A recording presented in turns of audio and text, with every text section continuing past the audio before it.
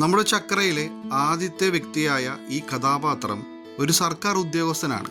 അയാൾക്ക് തിരക്കേറിയ നഗര ജീവിതത്തിൽ നിന്നും ഒരു ഗ്രാമത്തിലേക്ക് ട്രാൻസ്ഫർ കിട്ടിയതിൻ്റെ സന്തോഷത്തിലാണ്. വളരെയധികം ദൂരെ പോകേണ്ടത് കൊണ്ട് തന്നെ അയാൾക്ക് ലോങ് ഡ്രൈവ് ഇഷ്ടമുള്ളത് കൊണ്ട് തന്നെ അയാൾ ആ യാത്രാവേളകൾ ആസ്വദിച്ചു പോവുകയായിരുന്നു.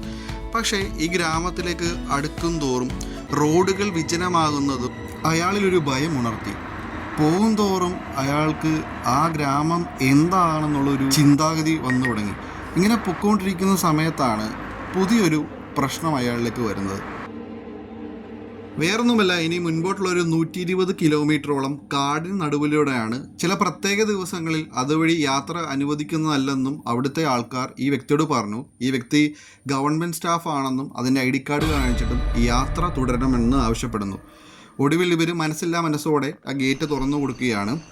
നല്ല നിലാവുള്ള രാത്രിയാണ്. അപ്പോൾ ആൾ എന്തുകൊണ്ടാണ് പേടിക്കുന്നത്? റോഡ് കാണാം, മൃഗങ്ങളെ കാണാമെന്നാണ് ആൾ പൊയ്ക്കൊണ്ടിരുന്നത്. പക്ഷേ കുറച്ച് വന്നപ്പോൾ പെട്ടെന്ന് മൂടൽമഞ്ഞ് പോലെ വരികയാണ്.